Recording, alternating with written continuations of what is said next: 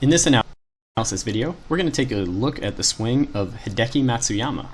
Now, Hideki is consistently a top ball striker, and like many who can really go low, he shines with the iron shots, specifically between 125 and 200 yards. In this video, we're going to discuss two of his keys on how he's able to hit such exceptional approach shots. Hideki is consistently in the top 10 in strokes gained approach to the green. His proximity to the hole is great. He's a really solid iron player. He's a good driver of the golf ball, but he's an exceptional iron player. He can struggle at times with the putting, but when he gets that rolling, he can go really low. Now, what's nice for this analysis video is we're going to take a look at what he does during the release, because right now some of the hot concepts are to teach a lot of arm shallowing and early flexing of the lead wrist. And we'll see that Hideki doesn't really do either of those. You can see that early in his transition, he gets the shaft in a more vertical or steep position compared to his upper body, and he doesn't really flex that lead wrist.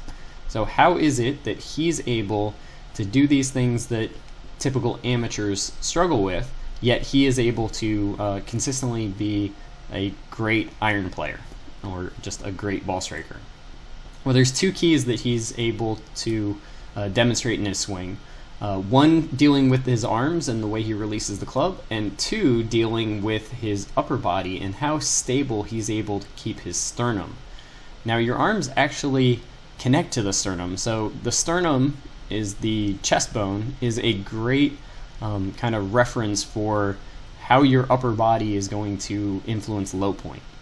So what many amateurs would do is, from this a little bit steep position like so, they would shallow out the swing path by having the sternum go backwards away from the golf ball and having the sternum go up, and probably having the sternum go a little bit forward.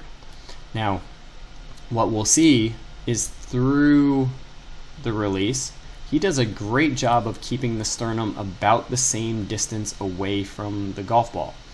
That helps him provide a really consistent reference point for his arm extension. From the down the line, you'll see that even though he does a tremendous job of pushing with the legs and using the legs vertically as well as rotationally, you'll see that he doesn't let that cause his upper body or his sternum to move off of the golf ball. So he stays a pretty consistent distance from his golf ball, and then what he does with his arms allows him to make very solid, repeatable turf contact. What he does differently with his arms, which is kind of that second key, is he really releases the whole arm and not just the hands. What many people do from that steep position is they would release the club outside in, and they would rehinge their wrists and bend those arms to help square the face. Hideki rotates the club, he just does it later than what most tour pros do currently. So he's able to rotate the club through this zone here, which allows him to get some shaft lean but still have the club face pointing at the target. If you struggle with getting shaft lean, then know that in order to have any amount of shaft lean and have the club pointing at the target, you're going to have some face rotation. Now, on the way through, what he does in order to produce more of a wide, consistent bottom to his swing is he straightens his arms and he extends, or he ulnar deviates. He unhinges his wrist, which helps keep the club wider longer. It helps keep the club moving on a more shallow path for a longer period of time. And he does it so long and so late that you'll see that by the hands are almost belly button height, the club is still below them. He's one of the best at this, along with a Jordan Spieth, and it's no coincidence that the two of them are some of the top iron players in the game. What many amateurs do is they would not really fully release their arms and shoulders, but instead flip the trail wrist and extend the lead wrist and have the club head pass very quickly. So they would have the club working its way towards that position compared to the hand height, where Hideki keeps with the unhinging, keeps his hands above the club head for a long period of time into the follow through. That helps him obtain this really classic looking, what I call follow through position, where the arms are fully extended, the club is pointed just slightly right of his target line or pretty close to it, and the club is slightly below the hands.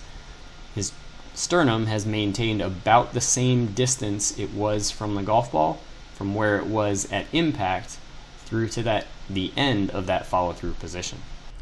So you got your 2 keys for iron play, but I want to leave you with a tempo thought to work with as well.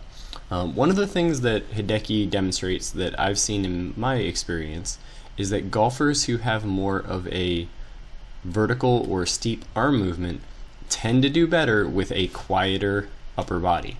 So you'll see that Hideki has his famous kind of pause at the top where he collects himself, and what gives him the look of more of that slow tempo during transition is the fact that his upper body doesn't spin out very much. If you're going to have more vertical arm movement, then keeping your chest closed or keeping your upper body quiet tends to really help balance that out and coordinate it.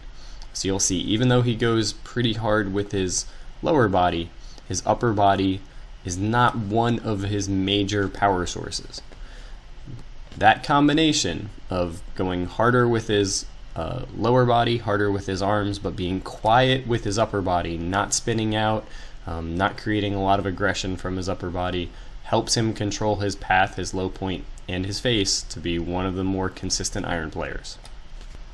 So if you want to learn more about how your swing works, head over to Golfervn.com, sign up for a free membership, and you can check out videos related to transition, the release, or general concepts like slicing and hooking. If you're not quite ready to sign up for a free membership, then please like or subscribe to our video here. That way you'll be the first to know about it when we come up with new content and release it here on YouTube.